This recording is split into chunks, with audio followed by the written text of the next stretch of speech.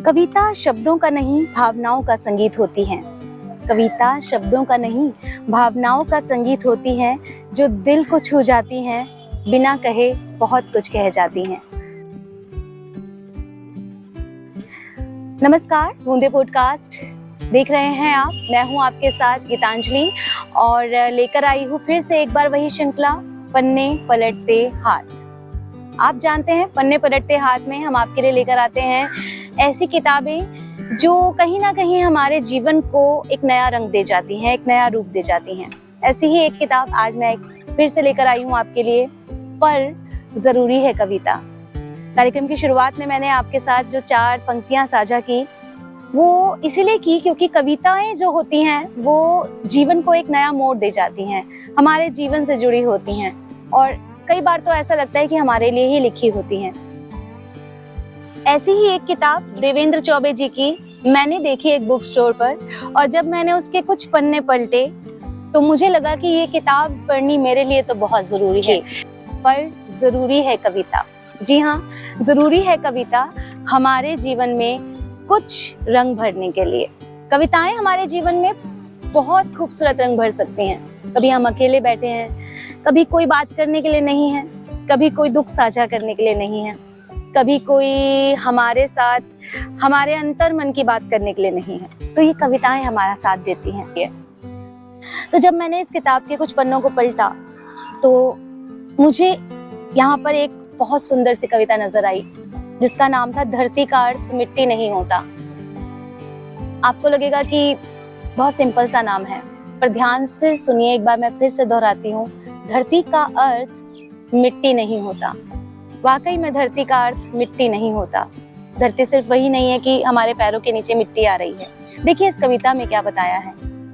अभी सरहदों से नहीं लौटे हैं किसान पुत्र, अभी सरहदों से नहीं लौटे हैं किसान पुत्र, हल बैल भी तो नहीं आए हैं महीनों से इधर। तितलियां भी न जाने कहाँ चली गई हैं, धान की फसलों को भी अभी तक नहीं मिला है पानी। बस ये 5 पंक्तियों की कविता बहुत कुछ कह गई। आप देखिए इसके अंदर दुख, संवेदना, इसके अंदर किसी से मिलने की चाह, इसके अंदर अपनी धरती के लिए प्यार, सब कुछ समाया हुआ है।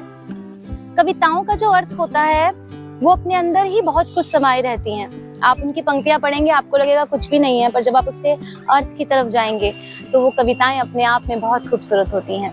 ऐसी एक नहीं, ऐसी बहुत सारी कविताएं हैं यहाँ पर। अगर मैं आपके साथ साझा करने बैठी तो मेरा कार्यक्रम बहुत लंबा हो जाएगा। तो करना क्या है आपको इन्हें पढ़ने के लिए? इन्हें पढ़ने के लिए आपको कुछ नहीं करना, बस एक छोटी सी किताब है, आपको खरीद कर लानी है और अपना एक संगी साथी बना लेना है इसे। जब इसकी कविताएं आप पढ़ेंगे बैठकर, तब आपके दिल में जो खुशी, जो उमंग, जो प्यार पैदा होगा, जो दिल में एक उमंग उठेगी, फिर आप गीतांजलि को याद कीजिएगा कि हाँ, गीतांजलि ने आपको ये किताब बताई थी और वाकई में ये बहुत अच्छी थी। मैं भी इसे अपने बच्चों के साथ बैठती हूँ तो उन्हें पढ़कर सुनाती हूँ, इसका अर्थ बताती हूँ, काफी कुछ उनके दिमाग में जाता है। तो एक बहुत अच्छी किताब है, आप भी पढ़िएगा और आनंद उठाइएगा। एक कविता आपके लिए छोड़े जा रही हूँ एक सवाल के तौर पर। ये बीती सदी की बात है। कविता का शीर्षक है ये बीती सदी की बात है। कविता में लिखा है, यदि जीवन सत्य है, यदि जीवन सत्य है तो मृत्यु कैसा, यदि मृत्यु सत्य है तो जीवन कैसा। कुछ तो बताओ, कुछ तो बताओ, कुछ तो बताओ। जी हाँ, बस इतनी सी कविता, सवाल बहुत सारे। तो पूछिए अपने आप से कि अगर जीवन सत्य है तो मृत्यु क्या, और अगर मृत्यु सत्य है तो जीवन क्या। सवाल कीजिएगा खुद से और इसका अर्थ भी खुद से खोजिएगा अपने अंदर से। जी हाँ, जवाब जरूर आएगा। और ऐसी ही कविताओं के लिए पढ़ते रहिएगा, सुनते रहिएगा, और भी बहुत सारी ऐसी ही कविता की किताबें फिलहाल, पर जरूरी है कविता। तो आप सुनते रहिए, जुड़े रहिए, देखते रहिए हमारा बूंदे पॉडकास्ट, और अपने सुझाव, अपने विचार हम तक पहुंचाते रहिए ईमेल के माध्यम से, या डिस्क्रिप्शन बॉक्स में जाकर आप कमेंट भी कर सकते हैं। आप हमें ईमेल के माध्यम से भी अपने विचार बता सकते हैं। हार्दिक स्वागत है आपके विचारों का। फिर मिलेगी आपकी दोस्त आप गीतांजलि आपके साथ एक और नई किताब के साथ। सुनते रहिए बूंदे पॉडकास्ट। नमस्कार।